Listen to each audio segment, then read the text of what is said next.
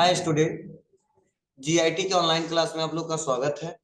और आज के क्लासेस में हम लोग सीखने वाले हैं टाइप्स ऑफ डीलर के बारे में, और जीएसटी के अंदर कितने टाइप्स के डीलर होते हैं, किस डीलर का क्या रूल जीएसटी में रखा गया है, टैक्स पे करने के लिए क्या प्रोसीजर है, कैसे टैक्स पे करते हैं, वो हम लोग एक एक करके स्टेप बाय स्टेप आज के क्लासेस में जानने वाले सीखने वाले हैं। तो चलिए एक एक करके समझते हैं और पढ़ते हैं क्या इसके बारे में बताया जा रहा है, समझाया जा रहा है। तो सबसे पहले देखिए यहाँ पे लिखा है टाइप्स ऑफ डीलर। तो यहाँ पे बताया जा रहा है डीलर को एनुअल एग्रीगेट टर्नओवर के आधार पर निम्नलिखित दो भागों में बांटा गया। मतलब ध्यान देना, जो अगर कोई पूछता है जीएसटी में कितने टाइप्स के डीलर, तो बताया जा रहा है कि एनुअल टर्नओवर के आधार पे, जो सालाना टर्नओवर है, जो सेल ऑफ अमाउंट मैंने बताया था ना आपको कि टोटल टर्नओवर के आधार पे इसको दो भागों में बांटा गया है। एक है रेगुलर डीलर और दूसरा है कंपोजिशन डीलर। क्या समझे? एक है रेगुलर डीलर, दूसरा है कंपोजिशन डीलर। अब यहाँ पे हमको समझना यह जरूरी है कि कौन से व्यापारी रेगुलर डीलर में जाएंगे और कौन से व्यापारी कंपोजिशन डीलर में जाएंगे। समझना बहुत इंपोर्टेंट पॉइंट है, इसलिए एक एक करके धीरे धीरे समझा रहा हूं। मतलब जब हम लोग जीएसटी में रजिस्ट्रेशन कराने जाएंगे तो हमको दो ऑप्शन मिलेगा, एक रेगुलर डीलर और एक कंपोजिशन डीलर। लेकिन इसके लिए रूल बनाए गए हैं कि किसको कंपोजिशन में आना है और किसको रेगुलर में आना है, अनिवार्य रूप से। तो चलिए इसके लिए क्या लिखा गया है।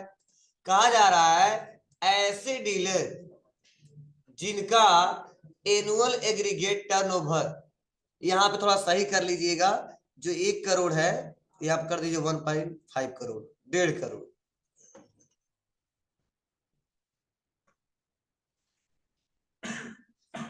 ध्यान देना, ऐसे डीलर जिनका एनुअल एग्रीगेट टर्नओवर 1.5 करोड़ रुपए से ज्यादा है, मतलब ऐसा व्यापारी आपको मिल गया और जो जीएसटी में रजिस्ट्रेशन कराने जा रहा है, तो बताया जा रहा है, समझाया जा रहा है कि उसका टर्नओवर मतलब साल भर में अगर उसका सेल कितना होता है 1.5 करोड़ से ज्यादा, तो उसे अनिवार्य रूप से अपना रजिस्ट्रेशन जीएसटी की रेगुलर स्कीम में कराना होगा। यह बहुत इंपॉर्टेंट पॉइंट है। मतलब अगर आपसे कोई पूछे रेगुलर स्कीम में जाने के लिए, रेगुलर डीलर में रजिस्ट्रेशन कराने के लिए क्या लिमिट गवर्नमेंट ने रखा है, तो आप क्या बताओगे कि जिसका टर्नओवर, ठीक है, क्या है 1.5 करोड़ से ज्यादा है, तो उसे अनिवार्य रूप से, अनिवार्य है, मैंडेटरी है कि उसको क्या करना है, रजिस्ट्रेशन जब कराएगा तो जीएसटी के रेगुलर स्कीम में ही कराना होता है। फिर से बताया जा रहा है कि ऐसे डीलर्स को अपना टैक्स मंथली, क्वार्टरली जमा करना होता है। क्या मतलब है? ऐसे डीलर जो रेगुलर स्कीम में रजिस्ट्रेशन करा दिए, तो जो गवर्नमेंट को टैक्स पे करेंगे वह मंथली भी पे कर सकते हैं और क्वार्टरली। मंथली के बारे में समझाया था, हर महीने, क्वार्टर 3 महीने पे एक बार, ठीक है। और ऐसे डीलर को टैक्स कैलकुलेट करने के लिए निम्नलिखित फार्मूले का प्रयोग करना होता है। और बताया जा रहा है 1 जनवरी 2021 से क्यूआरएमपी स्कीम के अंतर्गत क्वार्टर रिटर्न फाइल भी कर सकते हैं। पहले मंथली, तब क्या हो रहा है क्वार्टर, किस स्कीम के अंतर्गत जी। तो यहाँ पे बताया जा रहा है कि जीएसटी कैसे पे करेगा, जीएसटी पे equal tax liability minus input tax credit, ITC पढ़ाया था ना हमने कि मान लो 20 रुपया लिया है और 10 रुपया दिया है, तो देना कितना होगा उसको 10 रुपये, यही समझाया था हमने ना। तो यह मैं बताने की कोशिश कर रहा हूं, एक बार फिर से ध्यान दो, तुम लोग के सामने आ रहा है। मतलब ध्यान दीजिएगा, बताया गया है कि अगर एक ऐसा बिजनेसमैन है, जैसे मान लो सब आप लोग बिजनेसमैन और आप जीएसटी में रजिस्ट्रेशन कराने जा रहे हो, तो गवर्नमेंट ने रखा है दो तरीके कि या तो आप रेगुलर में आओ या तो आप कंपोजिशन में। लेकिन कौन रेगुलर में ही आएगा और कौन कंपोजिशन रेगुलर दोनों में आएगा, इसके लिए गवर्नमेंट ने लिमिट रखा है। तो रेगुलर के लिए लिमिट क्या रखा है कि अनिवार्य रूप से कितने लोग जाएंगे, मतलब ऐसा बिजनेसमैन जिसका एनुअल टर्नओवर, ठीक है, 1.5 करोड़ से ज्यादा होता है, मतलब साल भर में 1.5 करोड़ रुपए का सेल कर दे रहा है, तो उसको जीएसटी में जब रजिस्ट्रेशन कराएगा तो उसके लिए ऑप्शन यही है कि आपको अनिवार्य रूप से रेगुलर में ही कराना पड़ेगा। रेगुलर कराना होगा, रेगुलर में ही कराना होगा। और आप जो जीएसटी जो फाइल करोगे, मतलब गवर्नमेंट को टैक्स दोगे, रिटर्न फाइल करोगे, वो मंथली और क्वार्टरली करोगे, मतलब मंथली महीने पे या 3 महीने पे एक बार। कुछ समझ में आया? अब बोला गया है कि ऐसे डीलर को जो टैक्स जो देने का जो रूल बनाया गया है, वो बनाया गया जीएसटी पे equal tax liability minus ITC. कितना टैक्स लिया है टोटल उस मंथ में, कितना टैक्स दिया उस टोटल मंथ में, और उतना बचेगा माइनस करें उतना गवर्नमेंट को पे करना होगा। क्लियर है सबको? बोलो, इसमें कोई दिक्कत नहीं है ना? चाहे हम हो या कोई भी हो, इसका लिमिट यही बनाया गया है, गवर्नमेंट ने बनाया। पहले 1 करोड़ था, अब 1.5 करोड़ हो गया, ये बढ़ जाए। ठीक है, क्लियर तरीके बताए गए हैं और आपको समझाया जा रहा है, बताया जा रहा है। चलिए अब आते हैं और अगला बताया जा रहा है, ठीक है, क्या? Composition dealer. क्या बताया जा रहा है कंपोजिशन डीलर के बारे में, थोड़ा इसको समझते हैं और एक एक करके डिस्कस करते हैं इसके बारे में। गलत काट दिया। देखिए, बताया जा रहा है कंपोजिशन डीलर के लिए कि ऐसे डीलर जिनका एनुअल एग्रीगेट टर्नओवर 1 करोड़ रुपए से कम हो, वह अपना रजिस्ट्रेशन जीएसटी कंपोजिशन स्कीम में भी करा सकते हैं। और वास्तव में कंपोजिशन स्कीम को जीएसटी प्रोसेस को आसान बनाने के लिए किया गया था, मतलब लाया गया था। और इस स्कीम के अंतर्गत निम्नलिखित नियम बनाए गए थे। मतलब समझो, जो पहले एक ही डीलर था, कौन सा? रेगुलर, और एक वैसे नॉर्मल जो जीएसटी में नहीं रजिस्ट्रेशन कराया है, अनरजिस्टर्ड। तो जो इस समय दो जो डीलर बताए गए हैं, बोला गया है गवर्नमेंट ने ऐसा सोचा है कि सभी लोग, सारे व्यापारी हमारे साथ जुड़े, सभी लोग, सारे व्यापारी हमारे साथ जुड़े। इसीलिए जीएसटी प्रोसेस को और भी आसान बनाने के लिए गवर्नमेंट ने कहा कि कंपोजिशन डीलर होगा। और बताया गया है कि इसका टर्नओवर अगर एक, मतलब क्या है, एक नहीं, मतलब यहाँ पे भी सही गलत है, थोड़ा सही करना होगा, 1.5 करोड़ से कम है। क्या है? 1.5 करोड़ से कम है तो उसको अपना रजिस्ट्रेशन कंपोजिशन स्कीम में करा सकता है। ये जरूरी नहीं है, वो चाहेगा तो कहां जा सकता है? रेगुलर में भी जा सकता है। कुछ समझे? मतलब वो चाहेगा तो कंपोजिशन में भी रह सकता है, 1.5 करोड़ से कम है तो, और चाहेगा तो वो रेगुलर में भी जा सकता है। लेकिन जिसका 1.5 करोड़ से ज्यादा, वो चाह के भी कंपोजिशन में नहीं आ सकते। क्लियर है? लेकिन इसके लिए कुछ नियम बनाए गए हैं। इसके लिए सीधा नियम है कि कितना लिया और कितना दिया, और जितना होगा माइनस करके क्या कर देंगे वो लोग, पेमेंट कर देंगे उसके बाद। लेकिन इसके लिए नियम बनाए गए हैं। क्या? तो देखो 5-6 नियम दिए हैं। कहा जा रहा है ऐसे डीलर को अपने टर्नओवर का एक निर्धारित परसेंटेज, करेंट रेट 1% टैक्स के रूप में गवर्नमेंट को पे करना होता है। मतलब जो कंपोजिशन डीलर में रजिस्ट्रेशन कराएगा, वो क्या करेगा? जितना टर्नओवर होगा, टर्नओवर समझ रहे हो ना, जितने का वह सेल करेगा, उसका गवर्नमेंट 1% ले लेगा टैक्स के रूप में। यह पाला है। फिर से बोला गया है ऐसे डीलर को न तो डिटेल रिकॉर्ड मेंटेन की जरूरत पड़ती है, और न ही टैक्स इनवॉइस इशू करने के लिए आवश्यक रूल या प्रोसीजर फॉलो करना पड़ता है। मतलब ऐसा डीलर कोई डिटेल मेंटेन, रिकॉर्ड मेंटेन करने की जरूरत नहीं पड़ती है कि गवर्नमेंट को डिटेल दीजिए, और नहीं टैक्स इनवॉइस इशू करने के लिए आवश्यक रूल और प्रोसीजर फॉलो करने होते हैं। न टैक्स इनवॉइस इशू करने का कोई रूल प्रोसीजर फॉलो करने पड़ते हैं, और नहीं स्टॉक मेंटेन करने की जरूरत पड़ती है, और नहीं सेल और परचेज का इनवॉइस वाइज रिटर्न फाइल करना होता है। मतलब इसको ये टेंशन से मुक्त कर दिया गया है कि आप डिटेल रिकॉर्ड मेंटेन मत करो, स्टॉक मेंटेन न करो, सेल का रिकॉर्ड हमको नहीं चाहिए, परचेज का रिकॉर्ड नहीं चाहिए। बस आप साल में एक बार बता देना या 3 महीने में एक बार बता देना आपका टर्नओवर क्या है, उसका कितना परसेंट ले लूंगा, 1%। लेकिन यह दिक्कत किसमें है? रेगुलर में। रेगुलर के लिए बोला जाता बाबू हर महीने बताना कितना खरीदे और कितना बेचे और कितना आपको टैक्स पे करोगे। लेकिन कुछ फायदे उसके भी है, कुछ नुकसान इसके भी है। क्या है? तो देखो बताया जा रहा है कि ऐसे डीलर को क्वार्टरली रिटर्न फाइल करना होता है। देखो ये 3 महीने पे एक बार फाइल करेगा, और यह हर महीने भी कर सकता है और 3 महीने पे एक बार कर सकता है। फिर से बताया जा रहा है ऐसे डीलर्स को आईटीसी प्राप्त नहीं होता है और ऐसे डीलर को टैक्स इनवाइस करने का अधिकार भी नहीं दिया गया है। मतलब ये खरीदते समय जो टैक्स अमाउंट देगा ना वो आईटीसी को नहीं मिलेगा, गवर्नमेंट से क्लेम नहीं कर सकता है और नहीं वो टैक्स इनवाइस इशू कर सकता है। समझे? और बताया जा रहा है ऐसे डीलर टैक्स कलेक्ट नहीं कर सकते। थोड़ा सा समझने की कोशिश करना क्या मतलब बताया जा रहा है। देखो क्या रीजन है, पहले इतना समझ जाओ। कंपोजिशन डीलर इसलिए लाया गया कि जो छोटे छोटे व्यापारी हैं वो आसानी से कहाँ देख रहे हो, सुन लो। देखिए हम खड़ा इसलिए हुए कि तुम लोग सब लोग दिखो और हम भी दिखे। ठीक है, बैठे बैठे पढ़ा देते। ध्यान दीजिएगा, मतलब बोला गया है कंपोजिशन डीलर के लिए कि गवर्नमेंट चाहता सभी लोग हमसे जुड़े, तो सोचा कि अगर 1.5 करोड़ से कम जिसका है वो उसको कहाँ रखें, क्या नियम बनाए। तो इसके लिए बोला कि जिसका 1.5 करोड़ से कम है तो आप आ सकते हो कंपोजिशन में। अब आपकी मर्जी, चाहोगे तो रेगुलर में भी जा सकते हो, लेकिन कंपोजिशन के लिए अलग रूल बनाए गए और रेगुलर के लिए अलग रूल बनाए गए। बोला गया रेगुलर होगा तो हर महीने रिकॉर्ड मेंटेन करके देना होगा या 3 महीने पे एक बार देना होगा, और जितना दिया है आईटीसी प्राप्त होगा और जितना लिया है गवर्नमेंट से मतलब वो एडजस्टमेंट करने में पे करना होगा। ठीक है, लेकिन बोला गया कंपोजिशन के डीलर के लिए ना कितना खरीदे हो, कितना स्टॉक पड़ा हुआ है, कितने का सारा डिटेल देने की जरूरत नहीं है। आप बता दो कितने का सेल किए हो बस, और उसका 1% गवर्नमेंट क्या कर लेगा, टैक्स के रूप में जमा कर लेगा। लेकिन ड्रॉबैक क्या है, इनको आईटीसी प्राप्त नहीं होगा। मतलब खरीदते समय जो टैक्स दिए होंगे वह जब टैक्स पे करेंगे तो ये नहीं कि 1% जो गवर्नमेंट काटेगा तो कहेंगे हम इतना दे दिए, समझे ना, ये नहीं रूल है। अब कहो सर क्या मतलब, उसमें रेगुलर वाला ही है। ठीक है, नहीं है।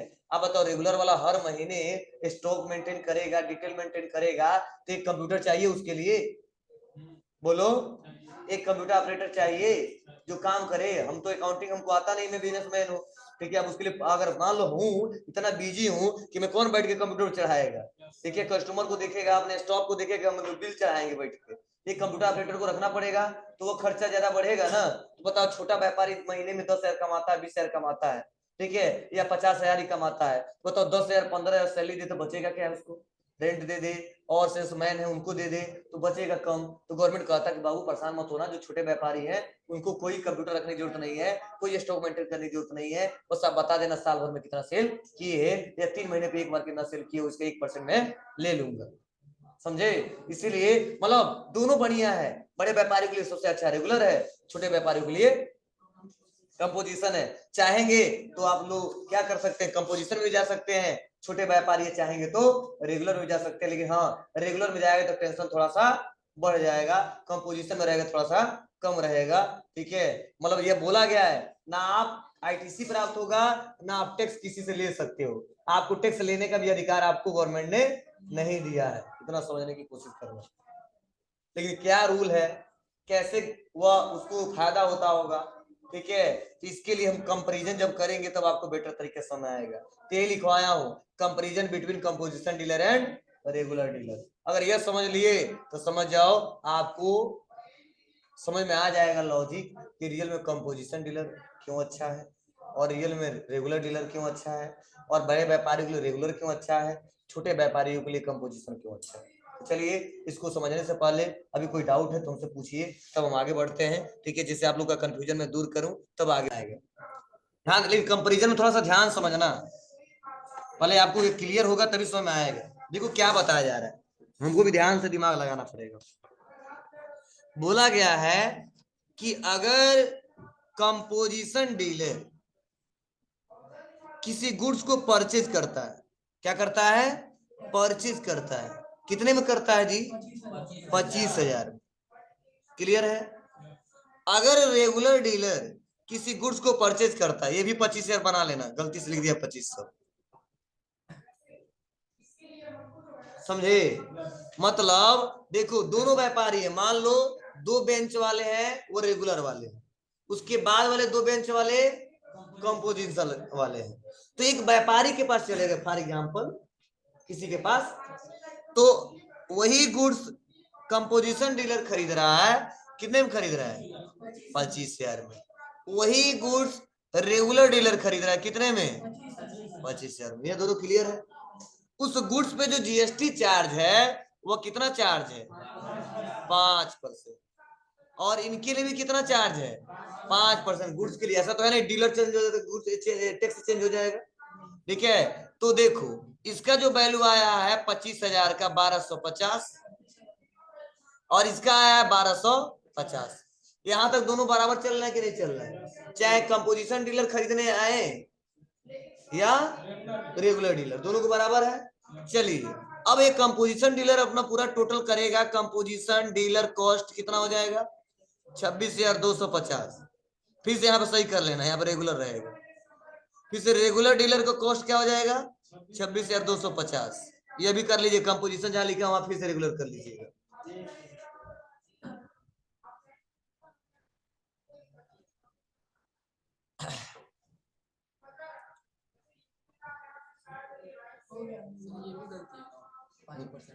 नहीं नहीं सही है,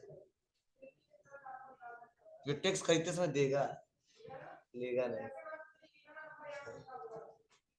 1% देगा।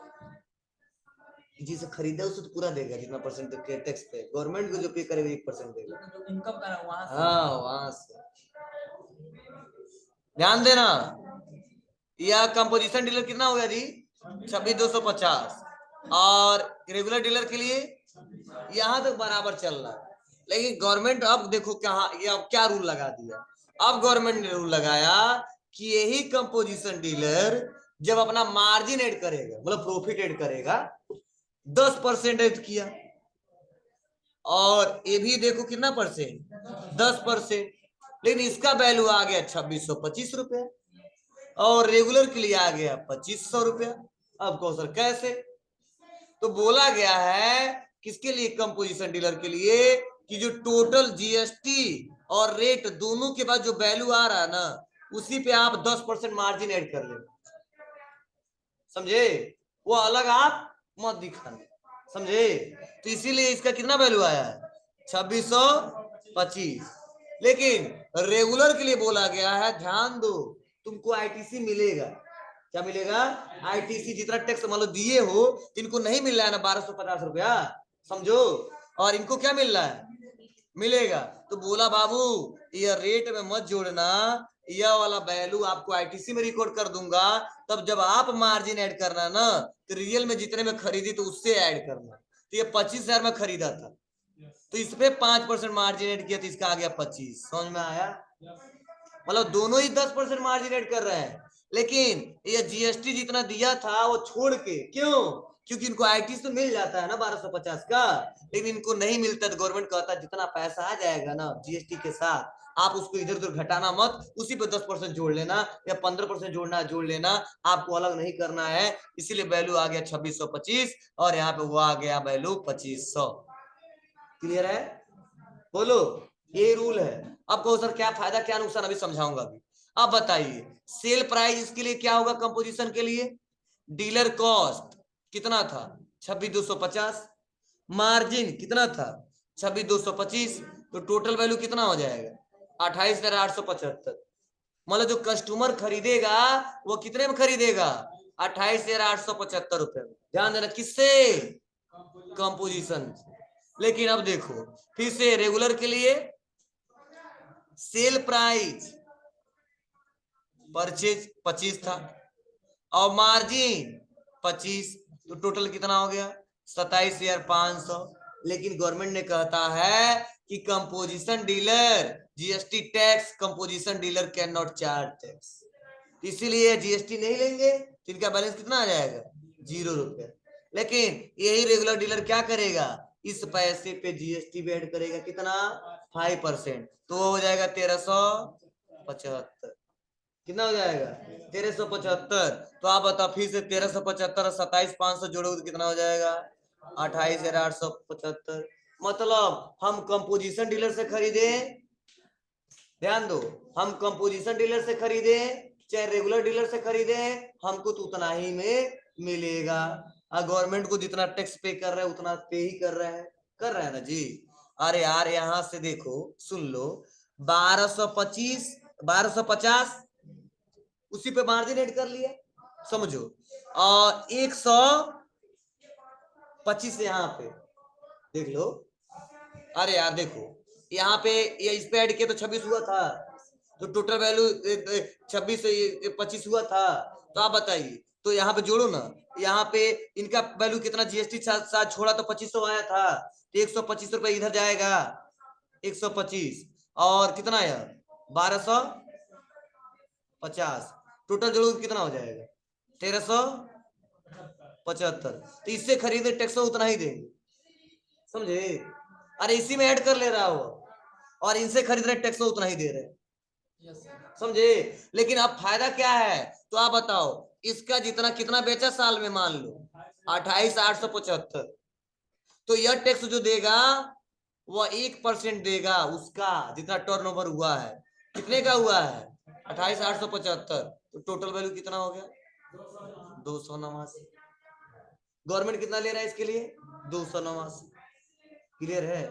अब बताइए 289 यहाँ पे, अब बताइए इसको कैसे पे करना है, taxable, tax payable, tax liabilities minus RTC, तो कितना लिया है 1375, कितना दिया है 1250, तो कितना देगा गवर्नमेंट को 125। मतलब हम चाहे किसी से खरीदे, हमको तो आम यूजर तो टैक्स उतना ही दे रहा है, लेकिन देखो रेगुलर वहां दे रहा है 125 और यह दे रहा है 289। लेकिन देखो आप बताइए, आपको इतना देखना चाहिए कि 125 दिख रहा है यहाँ पे, और यहाँ पे जो दिख रहा है क्या 289, ये तो सबसे खराब तो यही दिख रहा है हमको, यह फायदा दिख रहा है, लेकिन नहीं है। क्यों? क्योंकि इनको हर महीने टेंशन लेना पड़ेगा कि ये स्टॉक मेंटेन हुआ कि नहीं हुआ। और क्या होगा, इनको अकाउंटिंग करने के लिए एक ऑपरेटर रखना पड़ेगा, अकाउंटेंट, समझे? तो आप बताओ हर महीने अगर 10,000 इसको देंगे तो कितना पैसा ज्यादा हो जाएगा, समझे? लेकिन इसके लिए बोला गया ना, ना तुम कंप्यूटर रखना, ना कोई कंप्यूटर ऑपरेटर रखना, ना किसी अकाउंटेंट को रखना, और अपना एक बार बता देना कितने का आपने सेल किया है। तो आप बताओ इसका टेंशन भी कम, बोलो, सैलरी भी नहीं देना है, कंप्यूटर का भी खर्च नहीं करना है, इनका टेंशन हर महीने का ज्यादा, ठीक है, हर महीने का स्टॉक मेंटेन करना, रिकॉर्ड नहीं हुआ तो फिर से उसको रिकॉर्ड करना, ठीक है, और अकाउंटेंट को सैलरी देना, तो इसीलिए यह थोड़ा ज्यादा हो जाएगा इनका खर्चा। लेकिन आप बताइए जो बड़े व्यापारी हैं वो चाहेंगे क्या हम एक बार टेंशन ले सब, नहीं, वो चाहते हैं कि डेली का डेली फाइनल होता जाए, जिससे आगे चल के हमको दिक्कत ना हो। इसीलिए जो बड़े व्यापारी हैं और पैसा फ्लो हमेशा महीने में 3 लाख 4 लाख 5 लाख 10 लाख कमाते हैं, कहते हैं 5,000 10,000 सैलरी देंगे तो कोई दिक्कत नहीं होने वाला है, हम दे सकते हैं। लेकिन जो छोटे व्यापारी है महीने में 50,000 कमाता है या 20,000 सैलरी दे देगा तो क्या बचेगा उसमें।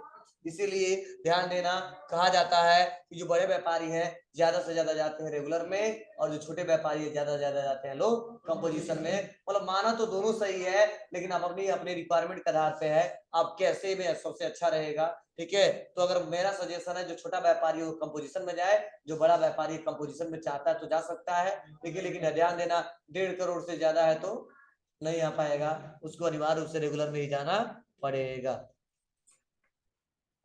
समझे? तो हमने टाइप्स ऑफ डीलर पढ़ाया और आपको कंपैरिजन करके बताया क्या किसका क्या मतलब है, किसका क्या मतलब नहीं। चलिए इसमें अदर कोई डाउट है तो पूछिए, हमसे बता रहा हूँ।